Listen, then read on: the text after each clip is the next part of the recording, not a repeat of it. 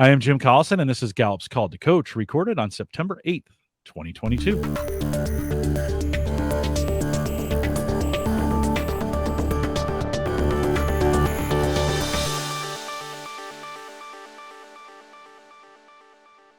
Call to Coach is a resource for those who want to help others discover and use their strengths. We have Gallup experts and independent strengths coaches share tactics, insights, and strategies to help coaches maximize the talent of individuals, teams, and organizations around the world. If you're listening live and you don't see the chat room, which we use, there's a link right above me there to it. It'll take you there. Sign in with your YouTube account or your Google account, and you can join us in chat. If you have questions after the fact, you can always send us an email, coaching@gallup.com. Don't forget to subscribe to Call to Coach on your favorite podcast app or right there on YouTube. It's right down there, so you never miss an episode. Justin Douglas is my guest today. Justin made a deliberate decision early on in his career to focus on all that is wonderful, fascinating, and good in the world and its people rather than climbing the ladder. Congratulations on that, Justin. Justin, Thank you. Chasing interesting and diverse projects was his goal, and it led him to consulting roles in the European Union, the Middle East, and even the rainforests of Nigeria. We might hear about that a little bit later. But delivering a successful project outcome to the letter of the contract was never enough. In 2015, Justin's free spirit got the better of him. He set up his own training and coaching business, and why wouldn't he? Justin became a Gallup-Certified Coach in 2016. His top 5 are Maximizer, Adaptability, Empathy, Connectedness, and Communication. Justin, I've been looking forward to this interview for a while. Welcome to Call to Coach. Thank you so much, Jim. And I've been looking forward to it equally. I'm a big fan of the whole show, as you know, and it's just great to be here. Well, it's great to have you. And you've been a big, let me just as a side note, let me just thank you for all the community involvement that you give to us. We were chatting about this in the pre-show. Being a part of the chat room, it's an important part of what we do in a program. It's the show within the show. It's extra information that you benefit by coming live or watching the chat after the fact. So, Justin, thank you for being an anchor in that community. You're one of a dozen or 2 dozen who are there all the time to make sure this works. So, thanks for your contributions in that. It takes a little bit of effort to be here live and then to join in the chat room. And so, Justin, thank you. Oh, you're very welcome. And you're right about that effort. You know, we throw ourselves into these things and we gear ourselves up. When you first invited me, I was kind of like, fantastic, so excited because I love the show. To be on it, wow, what a treat. But that sort of preparation mode. So yesterday I was writing notes. I've now got things all around my screen, ideas and things that hopefully will pass on as ideas, value add, really. It's the inspiration, It's the learning, you know. Yeah, and Justin, thank you for also being my voicemail voice. So if you call my cell phone, Justin is the one who answers that. He's my voicemail. It makes me sound really, really important. So Justin, thanks for doing that as well. Oh, you're very welcome. Good fun that was. Justin, we started at 6 minutes after the hour. We used to do that a lot more, and then I kind of got real proper about starting on time. What you wanted to start like 6 minutes after. What was that all about? Well, I was just thinking back about it, and I have a funny feeling that you actually inspired me to take that approach. The whole concept of pre-show and post-show. I started bringing that in, during the lockdowns, actually, with a lot of online events or online meetings and discussions. And I kind of realized that, you know, people are constantly going from one thing to another, and there's no gap. And so what happens is people are either uncomfortable because they haven't got a drink with them, or they are, they need to go to the loo, or quite frankly, they're late running from the last meeting. So I kind of brought this in, and I just have this strong belief it really works. In fact, I was talking to someone the other day who attended a training with me, and she said, "Oh, Justin, you'll be really pleased to hear I'm doing that 6 minutes past the hour for my meetings." I said, "Wow, that's fantastic. How's it working?" She said, "It's great because, actually it does give people that moment to pause to go and do something else if they're in between sessions." And you know what else is which I find incredibly valuable is that as a facilitator, or if you're organizing a meeting, I find that moment, those 6 minutes, or 7 is actually my true preference, if I'm honest. It helps center me. It helps me feel relaxed in the session. In fact, when I was doing major training courses, online, we would start at say 9:37 in the morning, but I'd open the line 15 minutes earlier so people could come along with their tea or coffee, and I got relaxed, and it sort of built a more informal environment. So I think it has huge benefits, both practically, but also sort of emotionally as well, if you're in charge of a session. So I massively recommend it. Now, I'll be honest, when I'm recommending this to people, a lot of people are hesitant. So I'm going to say to everyone out there listening to this, try it. Try it. I really, really encourage you. It really does make a difference. Yes, it's different, but it's possible to do, and it does work. So go out, anyone listening to this, and give it a go. So my good friend Richard Sterry, who I've spent a ton of time with over the last couple, and it's been a real privilege to have that time, to have his time, as we've been working on the Cascade integration. He says, and this is so Justin, this is the balance that I run, because I used to do a pre-show for everything, and I did it for the reasons that you said. It was to help the guest feel comfortable, and you can translate that to running meetings too. I want absolutely people to bridge this gap here. It's not just doing a podcast or creating a live event, but it could be running a meeting as well. And so, but then we got this countdown timer inside of StreamYard, and I do have some folks that like to be punctual. So Richard says I'm compulsive punctual and like to turn up on time. How does this balance with finishing 6 minutes earlier, which we've kind of gotten into when we schedule meetings? We kind of force 5-minute delays on the end. Any thoughts on that, Justin? Oh, absolutely. I think, Richard, you're right. You can, if you want, take the alternative approach and go for the 6 minutes early end.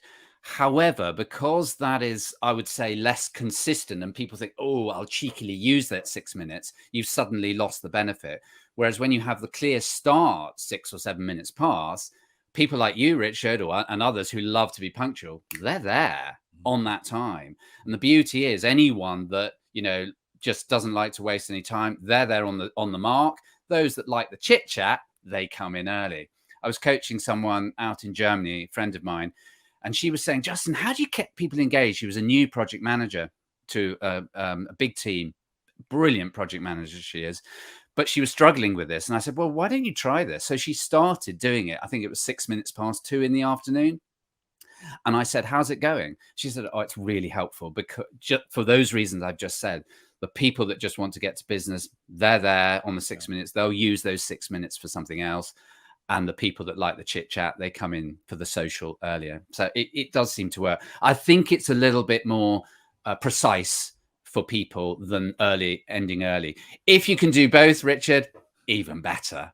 No, right on. It's a challenge to meet everyone's expectations. Yes. Today we're spending some time talking about building a thriving coaching and training business, and around this is holding these kinds of sessions, right? Is having a whole bunch of people come in. We're doing more and more virtually, and that expectation. There are those, if we used to do the pre-show, and they'd be like, okay, enough of the chit chat, like get to the content. Like that was the thing.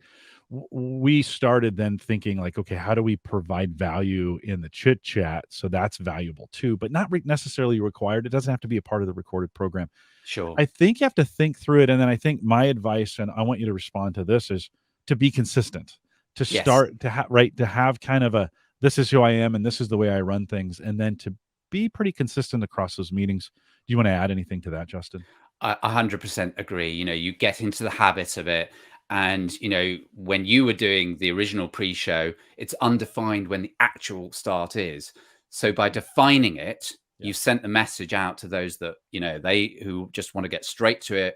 Bang, they're on time. Consistency is key. And I think it's important that you start absolutely on time every time, so that those that are a little late think, they really do mean start at that time. Justin, you call yourself a wild trainer, which sounds kind of interesting. What does that mean, and why do you use that term? Well, it's I came up with it basically because I love to do things differently, and maybe the 6 minutes past thing's part of that example, even though it's inspired by you and your great team colleagues. But it's I mean, if you come to an event with me, for example, you're not going to get PowerPoint. You might get 1 or 2 slides, you might get a video, but basically it's all about trying to do things differently. So, it's mostly flip charts, it's activities.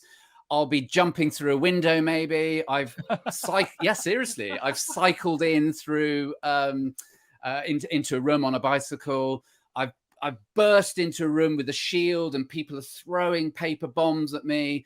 And it sounds fun. It is fun, but it's also about metaphors. So there is a reason for doing these crazy stunts and pranks and so on. And was I always like this? Was I on the stage, for example, at school? No, not at all. I was really shy, and that surprises a lot of people.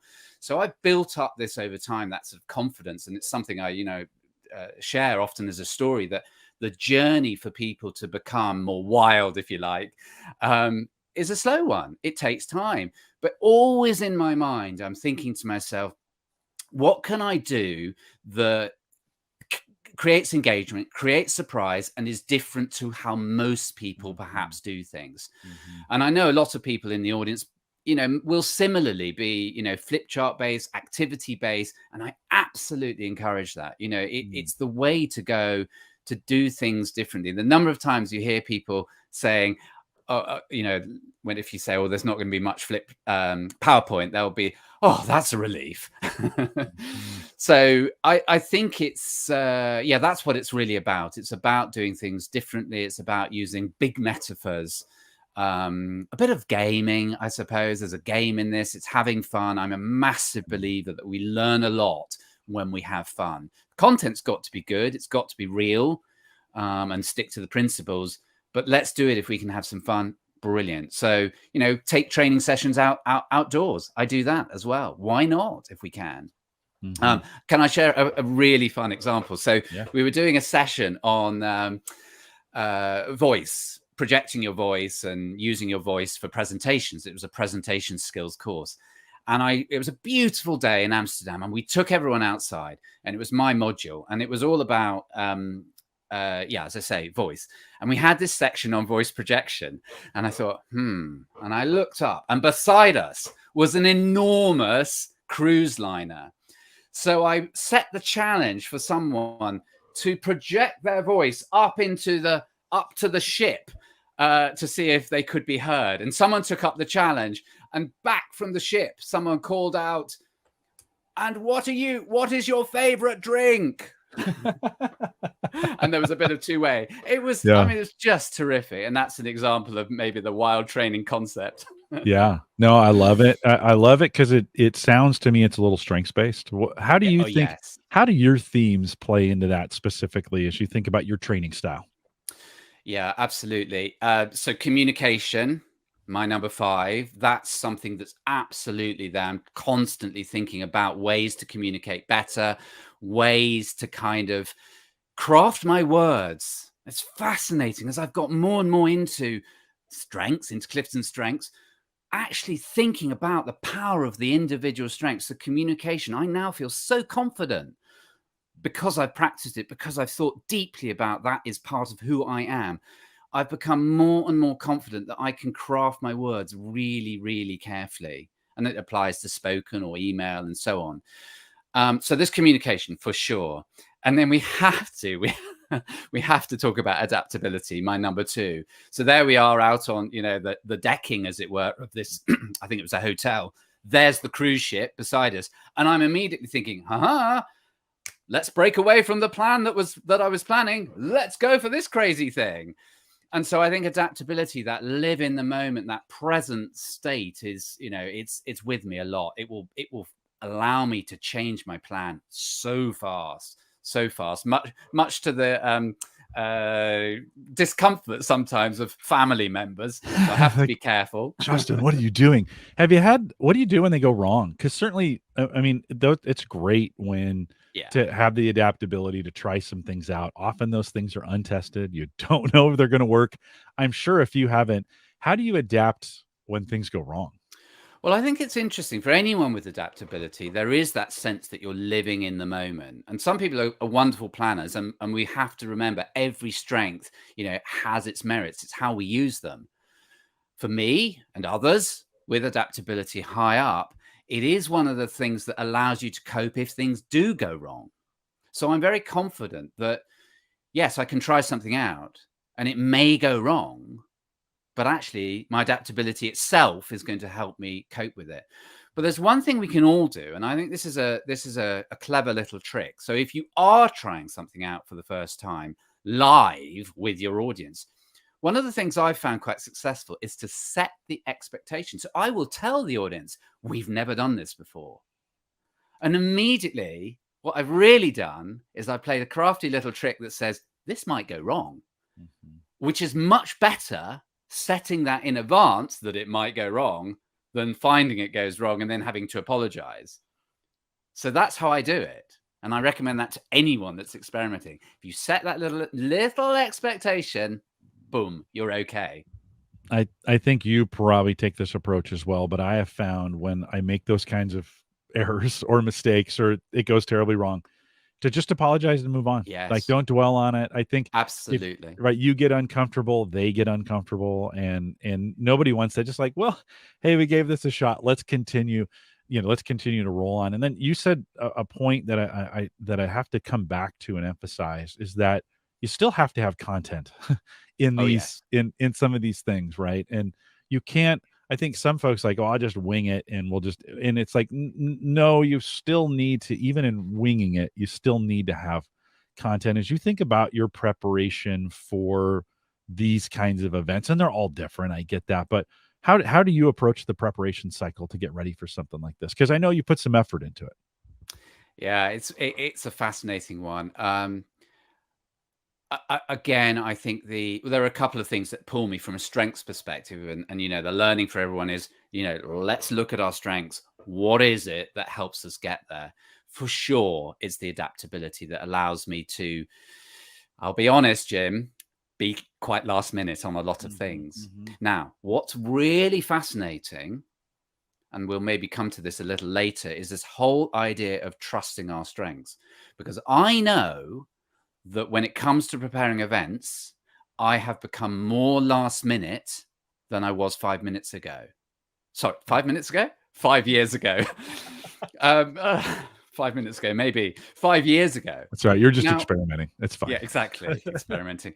Now, what's going on there? I ask myself. How do I feel about that? I feel okay about it. Really? Is it okay to be even more last minute? Well, what it is that I have found that perhaps 5 years ago, I was not so in depth with my strengths as I am now. And I'm learning to trust them so much more that I can confidently be even more last minute. Now, I'm not suggesting that's a brilliant thing. It's a little bit more uncomfortable, but with it comes an element of excitement too. But I can contrast that to people who do like to plan ahead. Maybe they've got strategic much more high. Maybe their adaptability is much lower. I think someone in the list chat had indicated that, and that's okay too. So it tells us that there we go, Kathy. It tells us that whatever is right for us, we should go that way. And I also think about my maximizer, which is at number 1. The maximizer is a huge pull for quality, a huge pull for quality. So, I mean, maybe I'll share this story. This is quite a funny one. So I was doing a one-to-one coaching. I had nothing in the calendar. And so I said to the person, oh, are you happy to go on beyond the top of the hour? Yes, we both agreed. We go another 15 minutes or so. I end the coaching session, and there in the email, I go to my emails, there's a message. So-and-so is waiting in the Zoom room on another link. And I'm thinking, what? I launched the Zoom, 13 faces all waiting for me, and they've been there for 15 minutes. I mean, can you imagine? Scary, scary, scary. Yeah. Well, you feel bad, right? You start, Yeah. you're like, oh my gosh, I totally blew this. Absolutely. Now, you pick up on the point so well there, Jim, because that is exactly the very first instant moment of thought. It's like, oh my God, this is terrible. But what I found to be true, and they now know this has become a case study, I was shocked. I was absolutely shocked, because what actually happened was very quickly, literally within sort of 3 seconds, my mind was thinking about my strengths. And I really do honestly mean that. So everyone listening, honestly, my mind thought, right, bang, maximizer. You've got it, Justin. Maximizer means it has to be really good. So you have to go for it. Don't let this down. Go for it. And those were the thoughts in my head, very fast, obviously. Mm-hmm. Then there was my adaptability, number 2. It was like, well, you've spun on a coin before. Why can't you do it again? So that one clicked in. And then thirdly, communication at number 5 said to me, well, I know my content. It's all about strength. I know this stuff well. I'm good with words. I'll find the words. Let's go. Mm-hmm. And so I did. And it went well. And they were interacting. They weren't all sort of folded arms. We're not listening anymore. They were in. They were engaged. It was working. Yeah. And I got to the end. I got to the end of the thing. Shut it down. Obviously, I sent an apology note and and got a nice note back saying, yes, these things happen and everything was fine. Anyway, but what was really interesting was my feeling. 5, 6, 7 years ago, I would have been feeling terrible. Absolute. I know, we're depressed, miserable, lacking confidence, all these sorts of things. But I didn't. I felt okay. And I was shocked. I felt okay. And what this really told me, and I think this is the sort of lesson here, was I thought, my goodness, what is going on here? And I realized what had happened. I had reached a point of absolute trust in my strengths because I've been investing in them over time, over these years since certifying as a strengths coach with your Gallup team. Extraordinary, a point of feeling of absolute trust and faith. And that has become a massive learning point for me. When I'm doing my coaching, I'm thinking about how can we move people from naming and claiming these strengths as their own to a point of absolute trust? Because boy, what an incredible feeling that is. It's astonishing. Bria asked that question. She says, trust your strengths. Yes. Why do you think it's so hard for many? And in what I hear, Justin, in your story, and I think from my own, I've done thousands of these webcasts now. I've had opportunities for thousands of things to go wrong because every one you never know, like you don't know what's going to happen. I kind of come at it, and this is what I hear a little bit from you, and I want you to comment on this a little bit, is the experience helps too, right? Yes. The experience of practicing that landing on your strengths. Same thing for me. I have high ranger, I have high maximizer, I have high adaptability. When things go wrong, you and I were troubleshooting some things before the show, right? On technology, right? And for some people that would really stress them out, but I know we'll get to a satisfactory place. May not be perfect, but it'll be good enough. And we'll do this thing, right? I trust that because I've done it so many times. How important is repetition in this scheme of things as well? I think it's very important. I mean, the story I've just told was a one-off, but it was incredibly enlightening. I'm actually so grateful it happened, because it's brought me an experience that made me realize the power of the strengths at work. And Brea is right. When she asks, why is this so hard for so many? It is, I think there are 2 reasons. But the first reason is because we have to spend so long actually practicing. I mean, let's face it, when was it? 2016 that I first certified. I knew about strengths several years before. The investment phase has really been since 2016, the high, deep investment phase. So there's this enormous sense of practicing it that's so key. And I think as coaches, and so many people listening to this are indeed coaches, this is what we need to help our clients with. This is what we need to help our teams with. It's that practice. It's continually bringing our strengths to mind so that we give them the chance to practice and feeling them at work.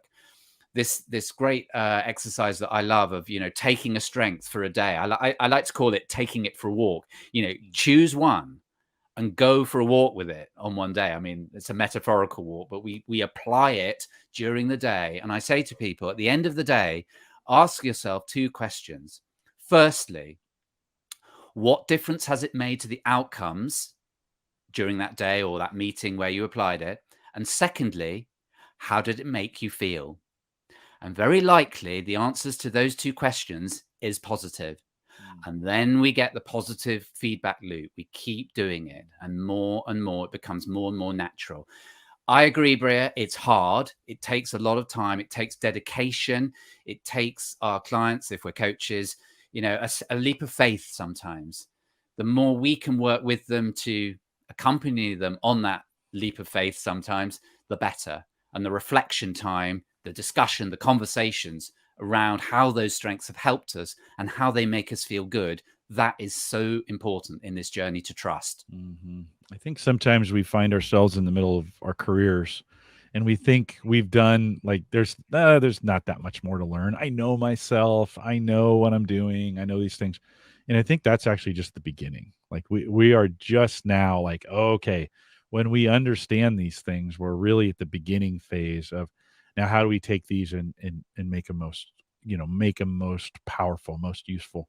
Justin, Yes. we've been doing this series with our certified coaches throughout the year, kind of getting some advice from them. I want you to think back when you think about your coaching today. I want you to think back on your career outside of coaching before 2016. What were some things that you did in the past that kind of prepped you for this? Because I think we forget sometimes those past experiences preps us as well.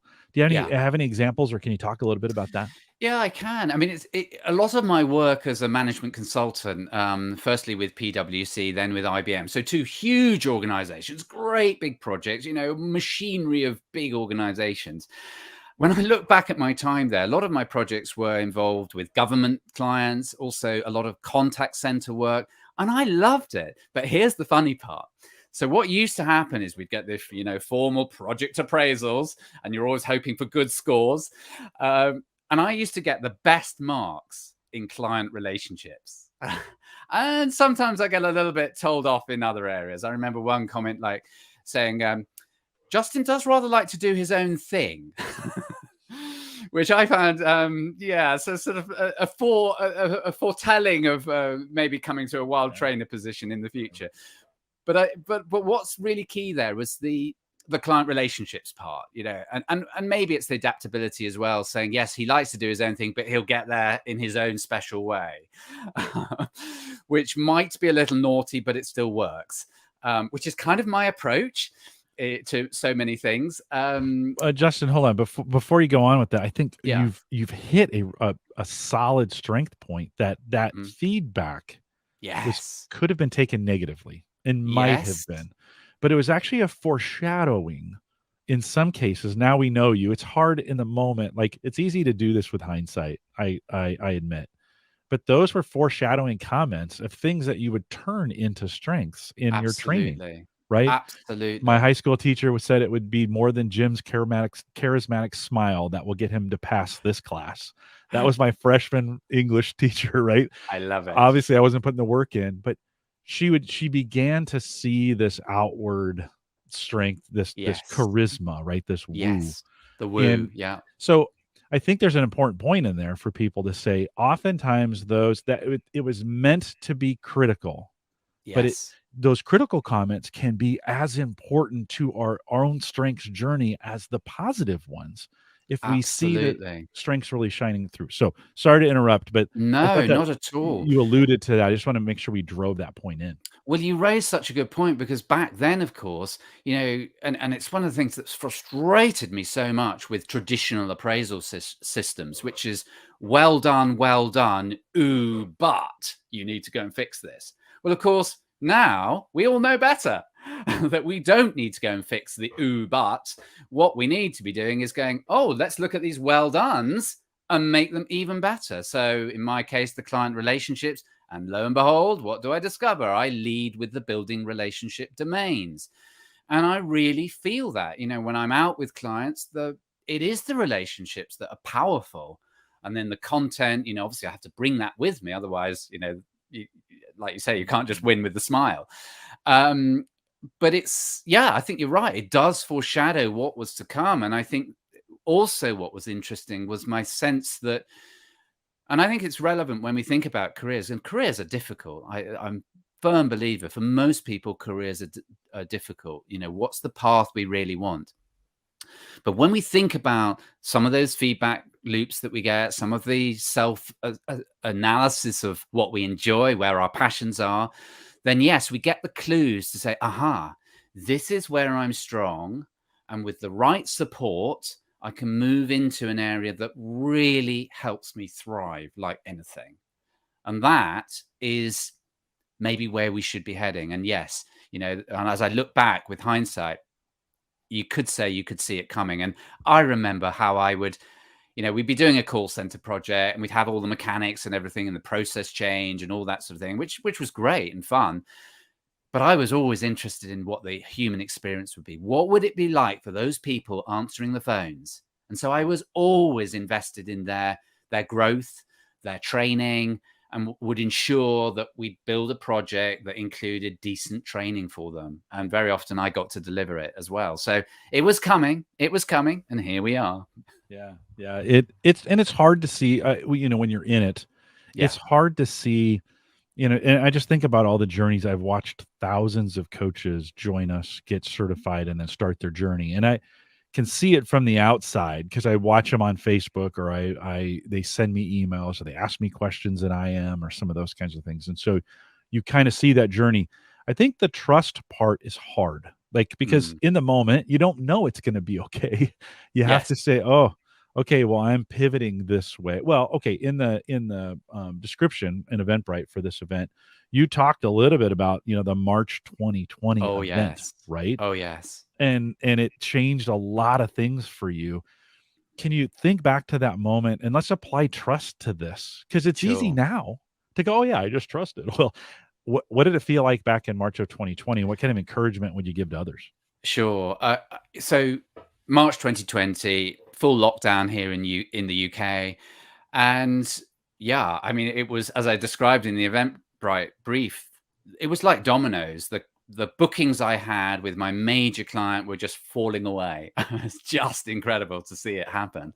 Boom, boom, boom, boom, boom. They're all gone.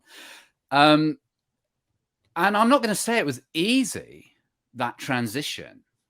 The one thing that it really opened up for me was suddenly a sense of opportunity as well. So it took time, naturally. It took time for all of us. And I think if we're thinking about any transition phase, now or in the past or in the future, it does take time, and we need to allow ourselves that time. We need to think about how we're going through it. I think we need to talk with people. I think that's so important. I remember discussing with my wife and friends this whole concept of, is this easy or not? For someone with adaptability at that time, on one hand, I was thinking this should be easy, but it wasn't. Why was that? Well, what it was, and I realized it through discussion and self-reflection, what was happening was my connectedness at number 4 and my communication at number 5. They were fighting. They were fighting each other. They were fighting for space, if you like. And it was only through kind of that sense of considering where our strengths are that I then realized, okay, so there's something that needs to be done here. What can I do to feed them? And funnily enough, coming to a lot of the Gallup sessions helped feed those two elements, those two strength themes. And at the same time, that then gave adaptability its level of comfort. I mean, I'm talking of them as if they're sort of separate friends. It's very weird that, but we do. When we know our strengths well, we can feel how they're working for us. And then I think because it was a whole period of new opportunity, and again, I say, anyone going through transition, what is core to us? So we look at our strengths. Where does that take us? That's one thing. And then I think for me back then, what I was able to think about very strongly was values. And I have a passionate belief in, the power of values. And in fact, belief is my number 7 in my strengths profile. And values, if I think about it, if we steer towards our values and our passions, I'd like to say we're halfway there, but give or take, we're halfway to where we need to be. And if I think about how I want to develop my business, then that has been absolutely key. So, you know, Jim, and others on this call listening know that I have a real passion for the environment, for trying to make the world a better place, higher levels of sustainability. Well, guess what? Guess where I'm trying to steer my client work. You know, I'm looking for clients working in that space. Not too long ago, I had my first client in the renewable energy sector, and that was wonderful. What a great feeling that was to be supporting a client like that.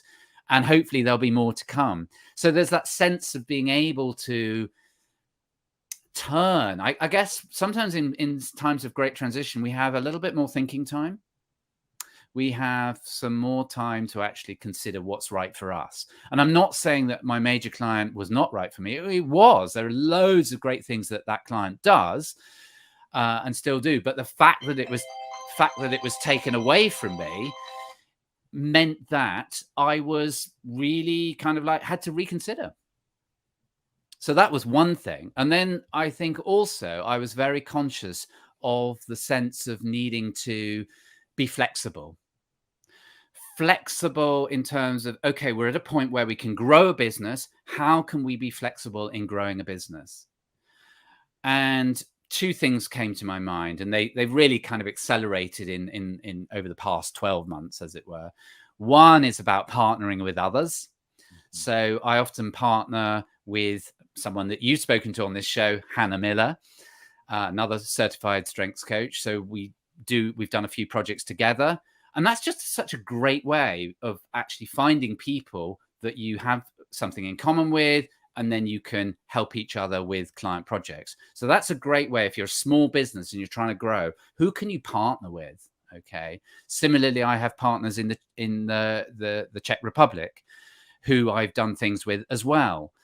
And that's a really good model for growth. The second thing, and I love this one, is actually just involving other people that aren't, necessarily certified strengths coaches or facilitators or trainers. And what I'm talking about here is young people in the early part of their career. I have a real passion for helping people in the early part of their career. Why? Because actually, I think careers are pretty tough. There are only a few people that absolutely know where they want to go with their lives. It's quite rare. So helping those younger people see new things, experience new things, that's quite a big thing for me. Yeah, let's dig into that, I think, a little bit, because I think this is an important topic for coaches Yes. working. How do you, as you think about bringing along the next generation, Justin, you're staying young, but I'm not getting it. You're too kind. Somehow it's working for you, but not for me. When you approach the bringing along, whether you call it an internship or whatever you want to call there, what kind of things have you learned about that and helping? Because I agree. I mean, I ran Gallup's internship programs for a lot of years, so I totally agree with you on this. How do you bring them along? How do you get involved? How do you get them involved? Where do you find them?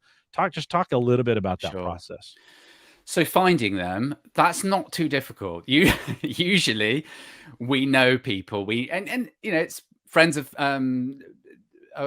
friends and family. Often those are the sorts of people who give you the connections and people that you care about, that you can start to involve.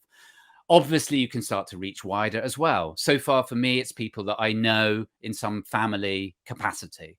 And that's just fantastic. So they might be doing their own thing. One particular person that's been helping me a few times this year, she's studying theatre and performance. In fact, she was going to be here briefly to say hello, but she's busy performing today at university. But what a great experience it was. So finding the people, I think, is relatively easy.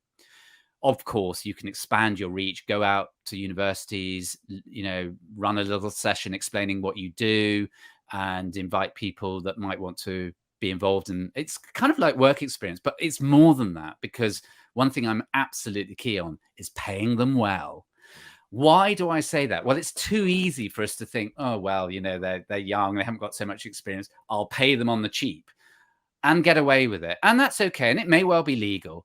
But it's funny. I love the feeling of paying them well. What's that about? It's about value. I try and think about what's the value this person's bringing to me.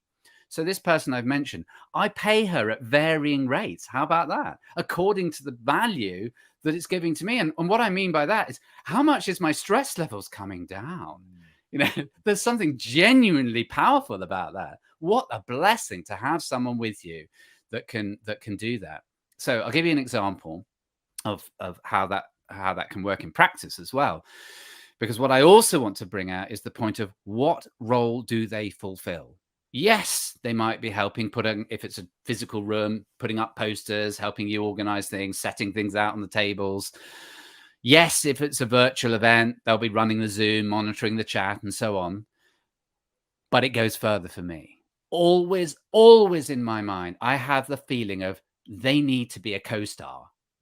They need to be someone that has their own spotlights on them. They need to be special because they are special. They're an individual human being at the early part of their career, looking to find out new insights into what life is all about and what we can do in life. And what better place to do that than CliftonStrengths? Because we know that strengths is a great, boost for young people as they go through their lives. I often reflect, I wish I knew about CliftonStrengths when I was 18, 19. But anyway, so there we go. We get them involved, and it's then about giving them the spotlight. And I remember some, really nice examples, both the physical events that this person's been to this year quite recently. She's there giving her own examples of how she's applied strengths, or how she's seen situations in other areas where she's volunteered, how the sort of having a bit of a strengths focus would make a difference. And then again, on a virtual scenario, yes, she was doing the Zoom stuff for me. Whoa, that was lovely. But she also came in with comments, said, Justin, do you mind if I just reflect on that? Wow. And the audience love it. The audience love it because they're getting a different voice, but they're also getting a different insight. They're getting a young person's insight. Like you say, Jim, you might think I'm staying young, but hey, I am aging. I don't think so, Justin. I don't think so. I think you're staying exactly the same. Yeah. That's the co-star is the way to mentally think about these people. Right on. In a partnership, you're going to start seeing some younger voices, hearing younger voices on Call to Coach. Yes. And that's a huge passion of mine, and some doors are beginning to open up, and over the next year or two, you'll see more of that as well. And I want to encourage coaches. Some of them feel like they got to do this thing on their own. And guys, we need to train the next generation. Absolutely. We need to be leaders and trainers of the next generation. So Mark's got a good question for you, Justin. I want to make sure that we don't miss it. He says, with the trends around quiet quitting, or the Great Resignation, what aha moments are your clients are they experiencing through the understanding of their strengths? So, by the way, I don't know if quiet quitting is a new thing. Like, folks have been quitting on work for decades. I think that's true. Maybe since the beginning of time, right? We've coined with this fancy phrase, kind of quiet quitting, and have put some spotlight on it. It's a difficult time, but along those lines, we know people are checking out at work. They're disengaged. It's a word we've used for a long time. What are you seeing out there? How are you helping your clients with some of this? Oh my goodness, Jim. I mean, I can think of a couple of recent moments. It's just magic. It is magic when you're in a room and you've got some people there that are, does this really work? And they're sort of arms folded, slightly maybe checking out of the room. And then you get that moment when they come up to you, maybe in a little bit of a, gap, a break, coffee break or something. And they tell you, words to the effect of, you know what, Justin, I was a bit skeptical about this, but I can see how this works. And the other one that I absolutely adore, well, I'll share it. It was a one-to-one session. And it was a kind of intro to strengths. And this person said to me, I should preface it. It's based around feedback because I am passionate about feedback. That's another topic. So at the end of a session, I'll ask for feedback. And I asked this chap, so how's this been for you? And he says, well, Justin, I feel euphoric Whoa! I was shocked. I was shocked because I thought, whoa, this is strong. Tell me more. He said, well, to be honest, Justin, at the beginning of this, I was thinking, you're going to say, here's your CliftonStrengths 34 profile. Look at all this stuff. You really need to get better at this. And instead, Justin, you told me to look at the top and, focus on all that and where I'm already strong and get better at that. And that's what made him feel euphoric. And wow, I felt pretty good too, because that's the kind of turnaround. Wow. What an amazing thing. And I think those moments are just stunning. And if we're doing our job well about explaining the way strengths work, and storytelling, I think, is one of the great ways to do that. Examples, and I try and do that as much as possible. And the passion that we can have for it as people that have studied the world of CliftonStrengths, that's where we can really help organizations. And I think, when we talk about quiet quitting, I often say to people, especially, again, quite often the young people who may be in a role and they feel a bit like constrained, I say, you've got your role. Let's draw a box around that. But what's going on outside of it?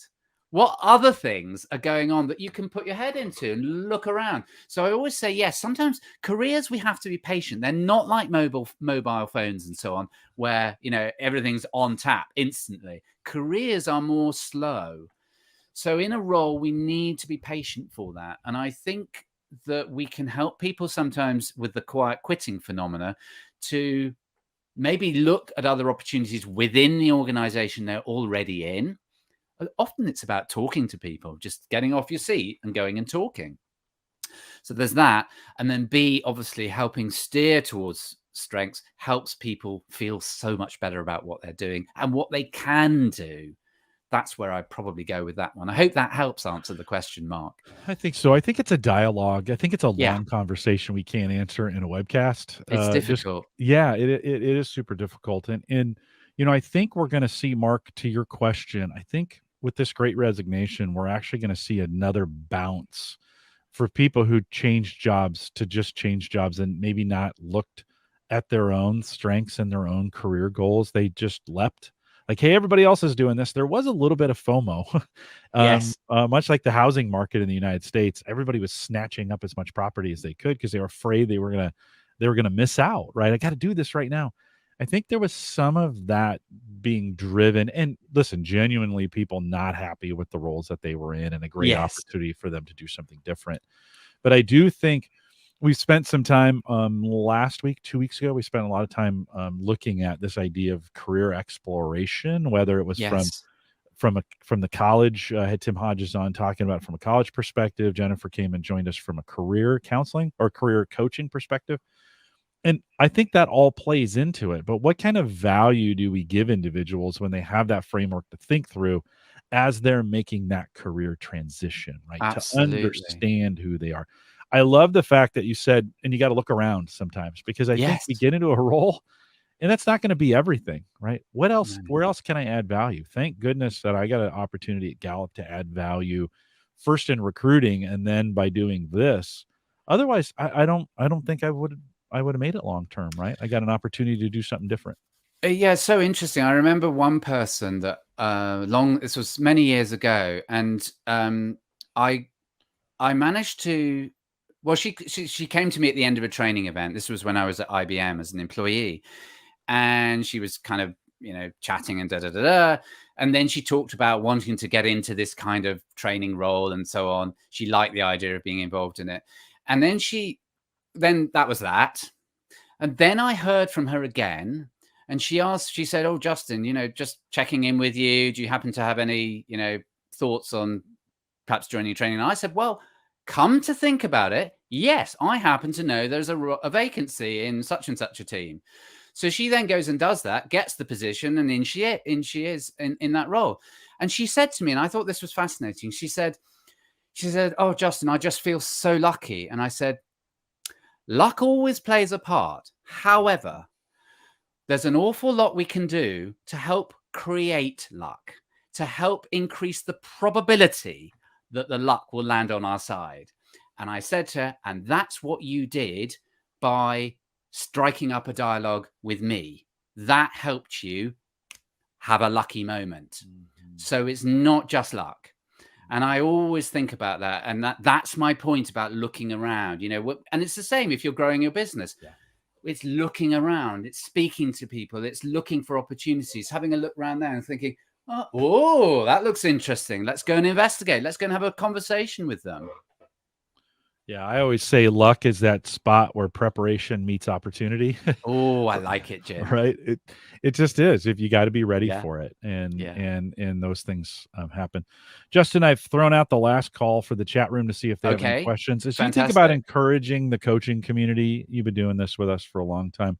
As you think about some final words on encouraging the coaching community and things you've learned about building a business, and maybe even thinking futuristic here, Yeah, with the small sure. f, futuristic. How would you encourage the community?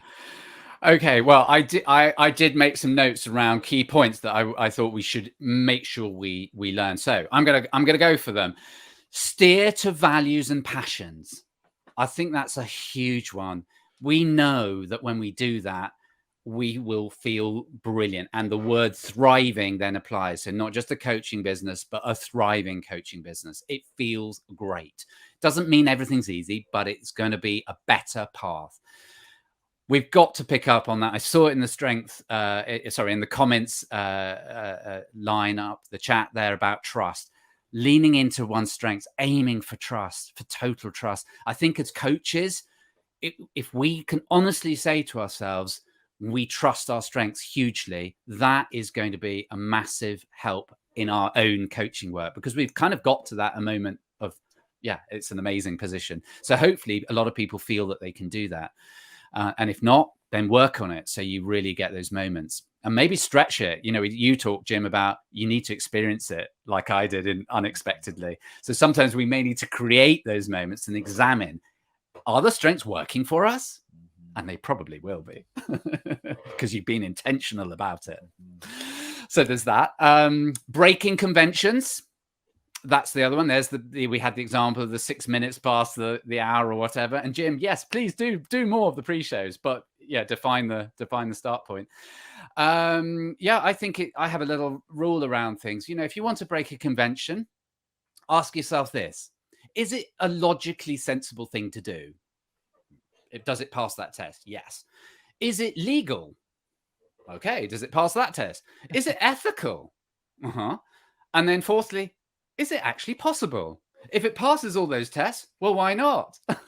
I get people in training events, if you sort of set them a free form activity and they say, oh, can I use this sort of big log of wood or something? And I say, well, let's run it through logical, ethical, legal, and possible. Go for it. So there's that. What else have we got? Yes. We talked about the whole transition. I think the biggest learning there for me is about exploration. Exploration and experimentation. So trying to explore, trying to experiment, remembering our strengths, and acknowledge that it takes time. Acknowledge that there'll be some ups and downs. There were for me. But I think exploration and experimentation really key when we go through transition. Keep going. You got one more? Okay. Scaling up. Yeah. That's another one. Scaling up. We talked about scaling up and being flexible in how we do that, involving others, partnerships, or indeed involving young people. You talk quite rightly about, building the next generation, and that is key, and that is exciting as well. And then I'm going to pick up another one, which is observation. I often say this to people. So when you are going about your daily business, maybe you're just in a meeting. It's nothing to do with delivering a training or a coaching session, but you're in some formal meeting or something. Observe what's going on around you. Are there things going on that you observe in other people that you think, I like that. I'm going to try it. And guess what, Jim? No better person, perhaps, than you as someone that I have observed, and your colleagues as well, so many of them as well. And I literally have been thinking, I'm learning from you and your colleagues as you're going through the sessions, but I'm also going, what do I like about what I'm seeing on screen? What could I do that I can take with me? And of course, we're talking in the virtual environment, but it applies to anything in life. going to get a coffee from a cafe, anything. You can see it everywhere. Observation opportunity is everywhere, and we can learn from that. Yeah. The coaching community, the coaches and coaching community have made me better at this job by me watching you guys do things, right? And to see the various things that are happening in the community, knowing I don't have to do them all. It's not my job to do them all. I have a very different role than a lot of folks, but I appreciate you saying watching others and then trying it. I remember early on in 2020, I hate Zoom. I hate using Zoom. I hate Zoom for big meetings. And yet there were some folks having some success doing these large Zoom gatherings. And I just didn't. I like this way. I like control. This is what I learned, Justin. I like control, and Zoom's out of control for me, right? But I tried a couple, and now we've moved our community calls. They're Zoom, and I'm still not totally comfortable with it, but I'm getting better. So I guess I want to say to you, thank you for in your role as a coach in the community to continue to push me and others to do things, to think differently. Holly said she kind of misses the pre-show aspect of it, and I took it away for a very specific purpose. But it's always good to hear and to get that feedback. And actually, it is. And the power of feedback. Oh my goodness. I just, if there's another lesson for people, for goodness sake, try and get as much feedback as possible. The power of feedback to accelerate performance is astonishing. It is absolutely astonishing. It really is. And we got some feedback there, Jim. Will we have time for a little post show? Little post? I don't. So we'll have to. Okay. No, I don't. And we didn't even end 5 minutes early, like we were talking. So we went right on time. Justin, thank you for taking the time. If you can hang tight with me, and don't go anywhere yet. But thank you for coming on. Thank you for your work in the community and the things that you do, and encouraging others to do the same. And I just appreciate you and the work that you're doing. Thanks for coming out. Oh, thank you so much for inviting me. It's been an enormous pleasure and a privilege to be on your show, I have to say. Well, thank you. And I hope people have found it valuable. You are very welcome. And I've been, like I said, I look forward to this for a long time. And thanks for coming on. With that, we'll remind everyone to take full advantage of all the resources we do have available now in Gallup Access. Head out to gallup.com/CliftonStrengths for coaching, master coaching. If you want to become a Gallup-Certified Strengths Coach like Justin, you can send us an email, coaching@gallup.com, and we'll get somebody back to you to help you through that process. You can follow all the webcasts at gallup.eventbrite.com. Find us in our Facebook group, facebook.com/groups/called-to-coach. Justin, I never thought anybody would actually follow from that I state that long email address, and every day somebody joins the group from me just saying it. That's one of those kinds of things. You never know what's going to happen. Somebody said, do you really think they follow from you saying it? And I'm like, yeah, no, I do, because I see them and I hear from them every single day. It'll say from the podcast. Thanks for listening to us today, and thanks for coming out with that. We'll say goodbye, everybody.